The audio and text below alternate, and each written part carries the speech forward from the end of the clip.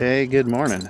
It's a beautiful Saturday, and I am here at the bus, and I figured give you guys a little bit of a tour. A lot of people took our initial challenge and have subscribed, and thank you for that. All of those subscriptions are going to turn into dollars for charity water, and up to 1,000 subscribers. So thank you for being part of that. But yeah, let's do a quick walk around, and we'll introduce you to our project. So this is our 2002 Thomas school bus. We have not done a lot on the outside. We've done some painting. If you stick with the channel for very long, you will quickly come to learn that I absolutely hate painting. It's like the worst thing in the world. But yeah, on the outside here we've got whatever this is. I'm pretty sure it's a diesel heater, and I'm pretty sure it doesn't work. And then a bit of rust down here that we're gonna have to do something about.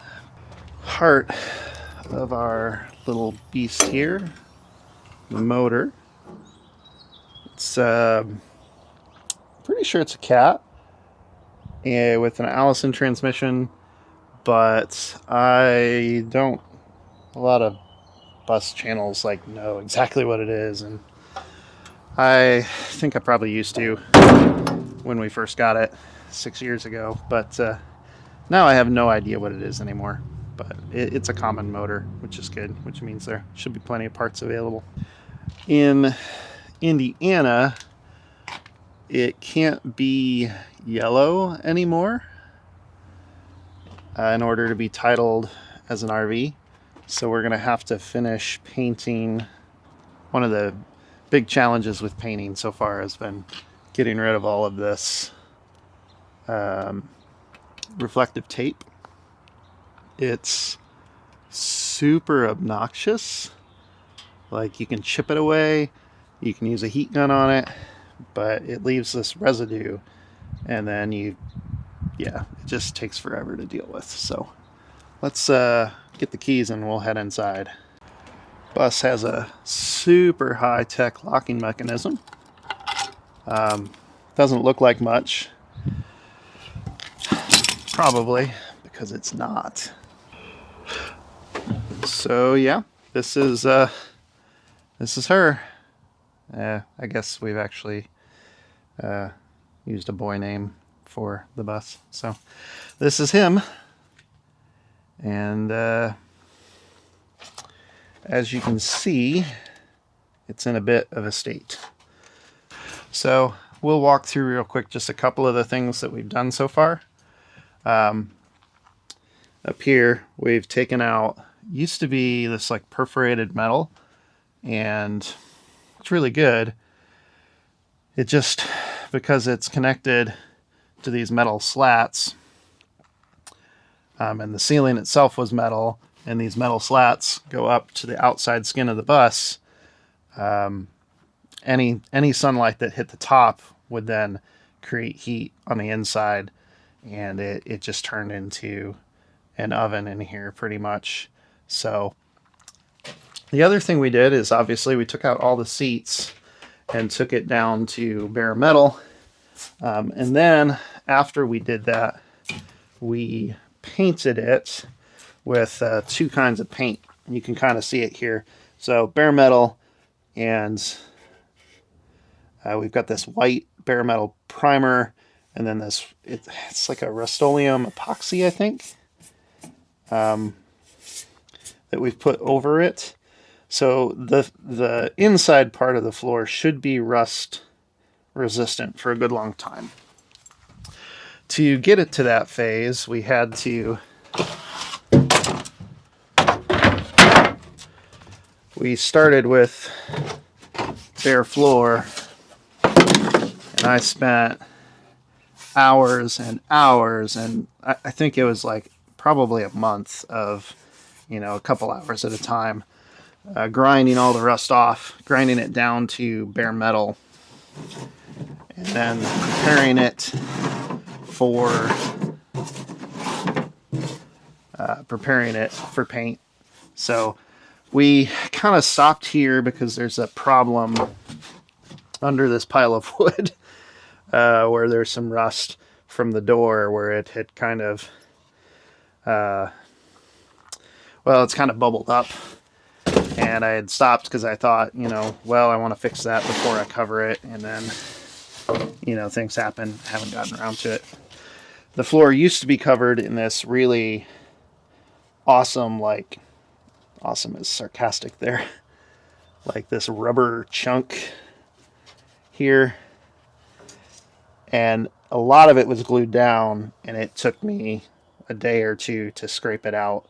So that was a big challenge as well. A little bit afraid of what we're going to find when we get to the stairs, but that's future Josh and Sam's problem.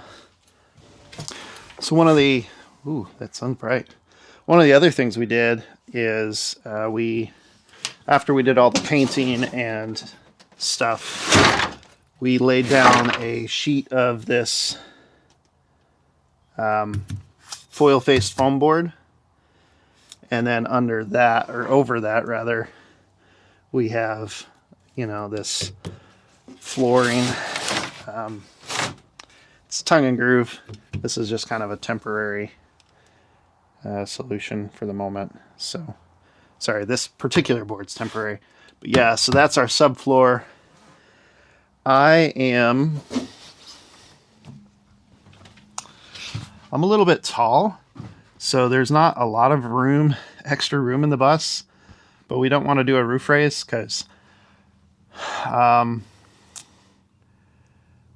it's intimidating, and ain't nobody got time for that. And especially if we're going to move in here in a couple months, or I think the count's down to like 40 days now. So don't have time. Maybe we'll do one in the future, like way down the road. But that means had to be a bit careful what we did with the flooring. So ideally, probably would have had a bit more insulation there, but that's what I felt we could afford to lose. When we first got the bus, it also had this aluminum skin on it, and there is a bit of that left. I tried to cut this off the other day. I'm not sure what is behind it, so I think it might be like an air intake or something, so I ended up stopping and reattaching it. But the whole bus was like that all the way across here, and we used an angle grinder and a cutoff wheel to cut it out. Eventually we'll cover these sharp edges with something, but we took that all out so that we could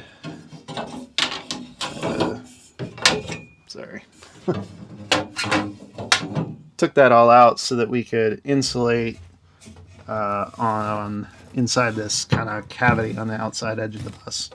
So we've got a little bit of insulation to pull out down there still, because I have not done that yet. And then I think we're going to spray foam. As much as I had a bad experience spray foaming, but I think I know what I did wrong now, so hopefully a second attempt will be successful. And we would spray foam also the ceilings and all the way down the sides of the bus. So yeah, so we've done a fair bit of work, but man, there's a long way to go.